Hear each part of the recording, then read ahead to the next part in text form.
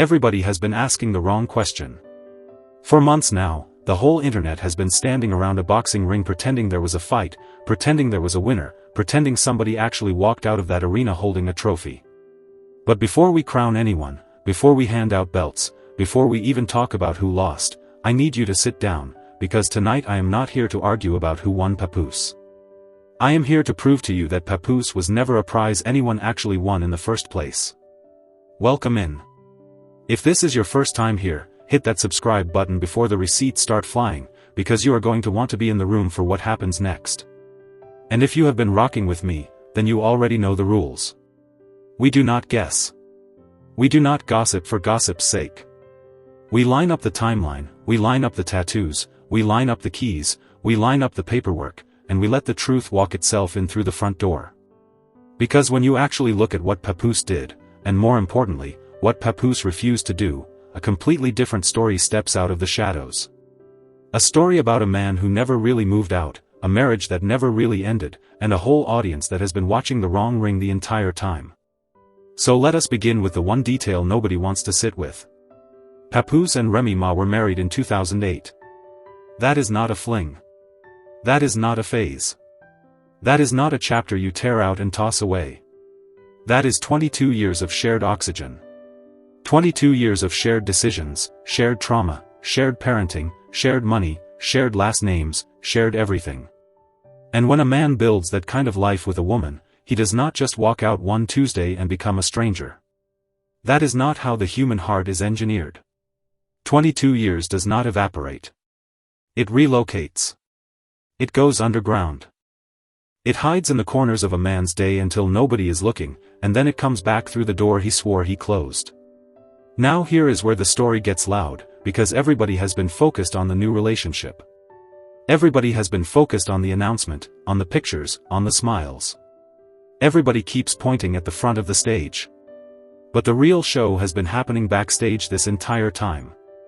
And I want to walk you through the receipts one by one, because when you see them stacked together, you are going to understand why I am telling you the seat next to Papoose was never actually empty. Receipt number 1. Papoose did not move out. Not really. Not in the way a man moves out when he is done. He kept a rhythm with that house. He kept a route with that family. He kept walking through Remy Ma's door like a man who still had residency. And I want you to understand what that means, because a man who has truly left does not stroll back into his ex-wife's home with his shoulders dropped and his smile easy. That is not visitation. That is a homecoming. His whole body language reset the second he crossed that threshold. That is not the posture of a man doing a duty. That is the posture of a man returning to a place his soul still recognizes. Receipt number 2. The tattoo. Papoose has Remy Ma's name inked into his forearm, and it stayed there. It stayed there through the announcements. It stayed there through the pictures with someone else. It stayed there through every single interview where he was supposed to be the man who moved on. Tell me something. If a man walks into a new chapter with his ex-wife's name still stitched into his skin, is he really in a new chapter, or is he just standing in a new doorway with the old room still glowing behind him? A tattoo is not a stain. A tattoo is a monument. And this man kept the monument. Receipt number 3, and this one is the loudest. The key. Papoose did not just visit Remy Ma. He had access. Not a guest pass. Not a temporary badge. The key. The actual key to the house he was supposedly done with. And I want to ask you something honestly, because I want you thinking hard about this one. When was the last time you gave a permanent key to somebody you had permanently released from your life? When was the last time you handed the code to your front door to somebody who was supposed to be a closed chapter? You do not do that. Nobody does that. Because a key is not a memento. A key is a standing invitation. A key says the door is still yours. A key says the seat next to me was never actually filled. Receipt number 4, and this is where the paper trail becomes undeniable. The divorce filing did not appear until May of 2025. Months. Months after the new relationship was already public. Months after the pictures were already circulating. Months after the world was already being told this man had turned the page. He walked into a new relationship publicly before he did the legal work to close the old one. That is not a coincidence. That is not paperwork getting lost in the mail. That is a choice. That is a man deciding that the story he was telling the world did not have to match the story he was telling the courthouse. And when a man's timeline for the world does not line up with his timeline on paper, the paper is the one telling the truth. Every single time. Now let me tell you what he gave the woman he stepped out with, because this part is going to sting. A bracelet. A backpack. That is the inventory. That is the ledger. That is what got exchanged in a relationship the internet was told to treat like the main event. A bracelet and a backpack. I am not going to sit here and disrespect anybody, but I need you to understand what those two items add up to on the shelf. That is not the architecture of a shared life. That is not the beginning of a legacy. That is the goodie bag at the end of a party you were never really invited to. And meanwhile, over on the other side of the room, Remy Ma was still holding the key. Still on the tattoo. Still in the paperwork. Still the wife on record. And I need us to be honest about what that means, because we have been trained by the internet to look at the loudest announcement and assume that is where the truth lives. But truth does not shout. Truth sits quietly on a forearm. Truth waits at the front door with a set of keys. Truth signs its name in courthouse ink, not in a social media caption. And when you actually stack those two piles of evidence next to each other, one side is holding a life, and the other side is holding a bracelet. So who really was Papoose to the woman he was seen with publicly? What was he offering? Because when a man is truly available, he shows up available. He shows up with an empty forearm. He shows up with no keys in circulation. He shows up with the paperwork already done and the past already archived. He shows up with an actual seat that anybody could sit in. Papoose did not show up available. Papoose showed up rented. And there is a massive difference between a man who is present and a man who is simply being loaned out. Pause right there, because we have to talk about something the whole internet is refusing to say out loud. Papoose is not a passive character in this story. Papoose is not a victim of circumstance. Papoose is not a man swept up in something he did not architect. Papoose is the author of every single beat we have just walked through. He is the one who kept the tattoo. He is the one who kept the key. He is the one who delayed the paperwork. He is the one who dispensed the bracelet.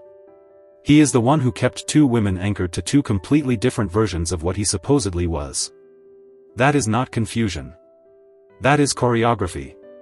That is not a man who does not know what he wants. That is a man who wants everything, all at once, without the courage to close a single door behind him. Now let me play you what Remy Ma said in her own words, because she handed us the psychological blueprint on a silver platter and half the internet blinked past it. She talked about how Papoose used to be attached to her at every event. Every industry room. Every studio. Every airport. Not because she asked. Not because she demanded. But because he was terrified. Terrified of another artist getting her ear. Terrified of an executive turning her head. Terrified of losing her to a room he was not standing inside. That is not casual affection. That is not standard husband behavior. That is a specific, well-documented form of attachment, the kind that does not shut off because a relationship is publicly announced to be over. That kind of love does not retire. That kind of love just moves rooms. And here is where the story turns cinematic, because the very thing Papoose was said to fear most, another man occupying Remy Ma's space, is exactly the thing that showed up. Enter the man they called the block captain.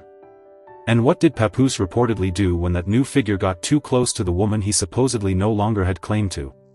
He did not send a polite text. He did not shrug it off like a man who moved on. He did not stay in his lane. He allegedly stepped straight into the confrontation. He allegedly put hands on it. And I want you to think about that for a second, because you do not swing on somebody over a woman you have already released. You do not defend a throne you have already vacated. That reaction alone told us more about where Papoose's heart still lived than any interview, any post, any smile in a picture ever could. Because a man who has truly moved on does not swing over his wife. A man who has truly closed the book does not headbutt the sequel.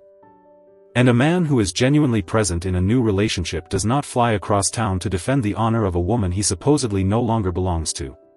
Every action he took drew a map. And the map led back to the same house. The house with the key. The house with the tattoo. The house he never really left. And let me sit with this incident for one more minute, because I need everybody to understand what it actually communicated to the streets. When Papoose reportedly stepped to the block captain, he was not defending an ex. He was not defending a friend. He was not defending a co-parent in some sanitized, respectful sense. He was defending his territory. Because that is the language of that reaction. That is the language of a man who still believes he has a claim. And a claim is not something you file paperwork against. A claim is something you feel in your chest at 3 in the morning when somebody else is standing next to what you still consider yours. That is not co-parenting behavior. That is not moved-on behavior. That is a husband. That is a man who never emotionally divorced the woman he legally forgot to divorce. And when the world watched that moment unfold, half of it clapped and the other half whispered, but nobody stopped long enough to notice that the man who just swung had answered every question about his heart in one motion, without saying a single word. And here is the deeper cut, the part that has been sitting on the shelf while everybody argues about surfaces. Remy Ma did not have to do anything to trigger that reaction. She did not have to call him. She did not have to text him. She did not have to signal him. He responded to her proximity the way iron responds to a magnet. That is not a chosen behavior. That is a wired one. And you cannot rewire 22 years in a season, no matter how many pictures you post, no matter how many announcements you make, no matter how many bracelets you buy. The pull is the pull. The pull was always the pull. The only thing that changed was the audience watching it, and the audience finally started paying attention. Now let me talk about the little girl, because I want to be careful here, and I want to be clear. Reminisce did not sign up for any of this. She did not ask to be born in the middle of a public triangle. She did not ask for her existence to become a talking point on somebody's timeline. Children are not weapons. Children do not choose the messes the adults around them make. That baby did not ask for a headline. That baby did not audition for a role in a public timeline. But I have to tell you what that little girl represents inside this dynamic, because it matters. She looks exactly like her mother. Anyone with eyes can see it. And that means every single time Papoose looks at his daughter, he is looking at a small, living, breathing echo of the woman he built 2 decades with. You cannot Photoshop that. You cannot post over that. You cannot outshine that. That child is a daily monument to a chapter Papoose is pretending to have closed.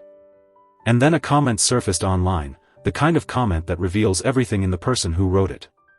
The comment implied that Papoose had wanted a boy, and that his daughter, Reminisce, was somehow less than what he had hoped for.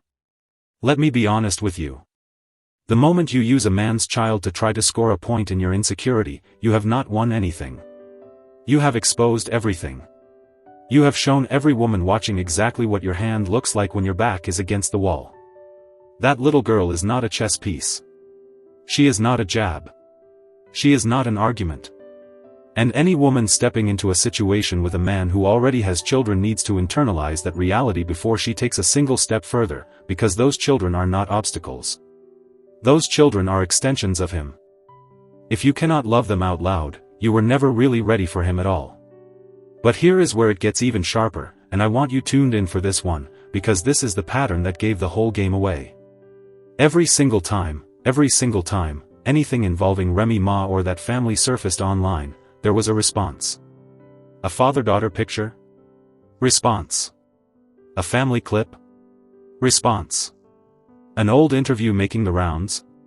Response. A rumor bubbling up on the timeline? Response. And that pattern did not happen by accident. That pattern is the sound of somebody who is not okay. Because a person who is genuinely at peace does not have a scheduled reaction to somebody else's happiness.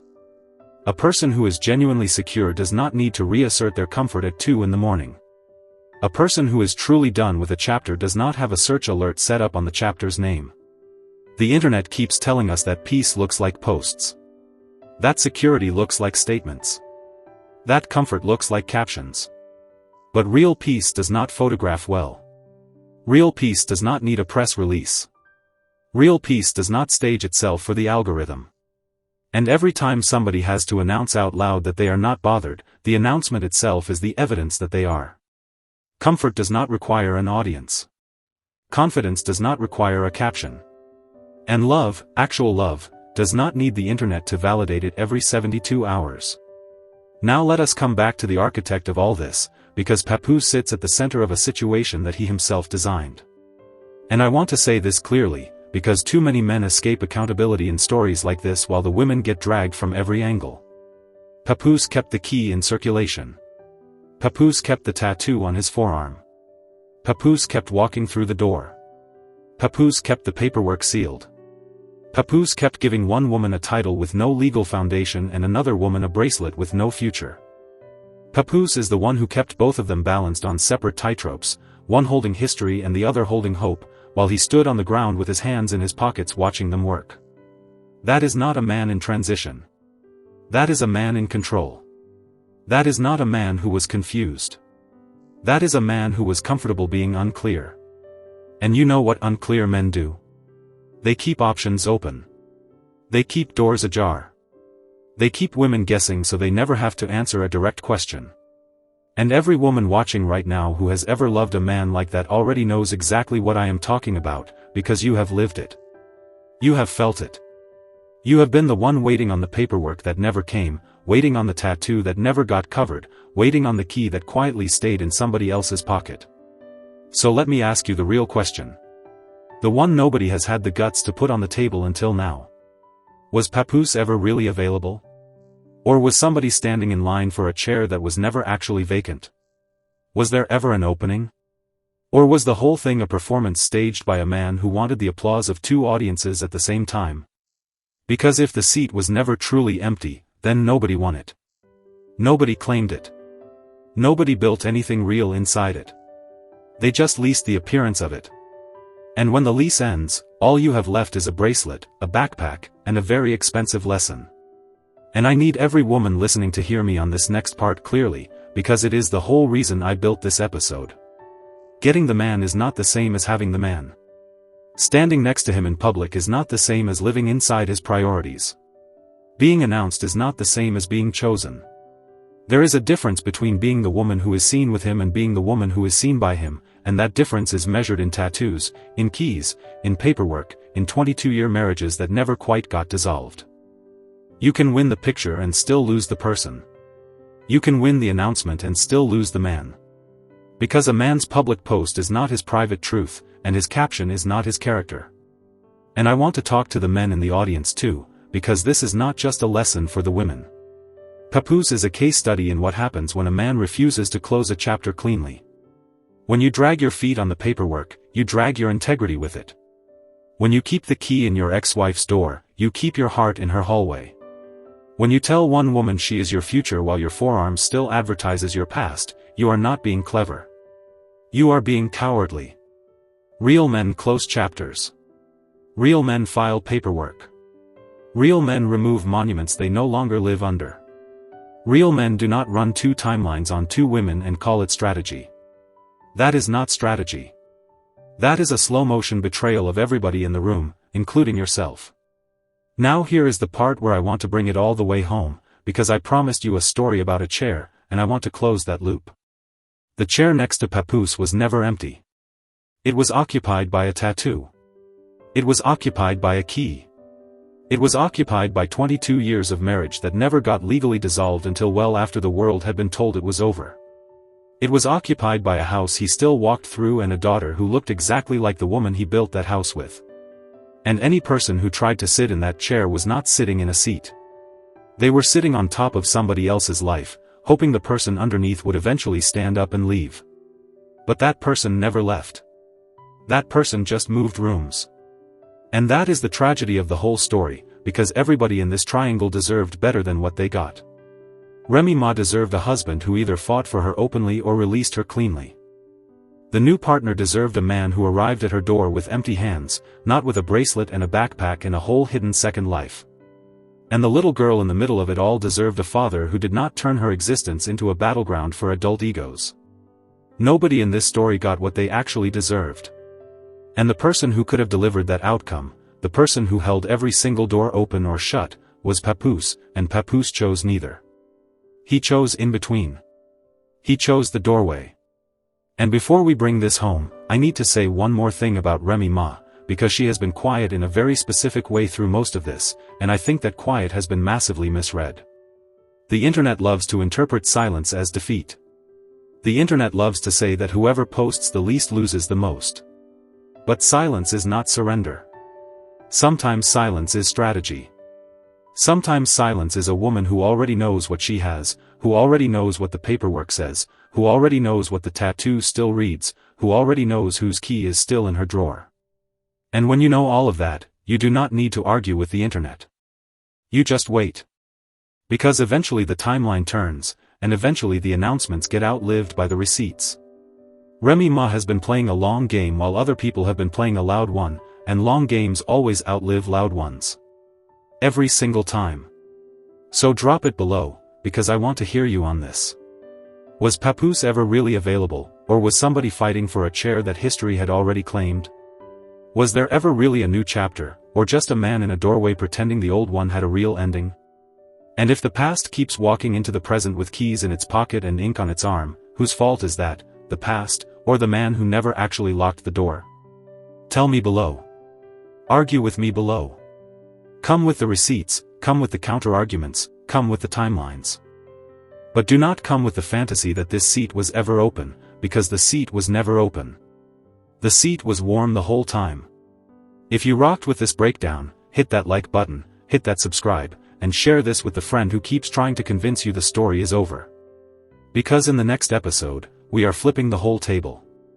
We are walking through Remy Ma's side of this timeline, and I promise you, once you see what she was doing while everybody else was watching the announcements, this entire story is going to look completely different. New receipts. New timeline. New questions nobody has thought to ask yet. And you are not going to want to miss a single second of it. I am your host. The kettle here never cools. And tonight's cup, baby, it ran all the way over.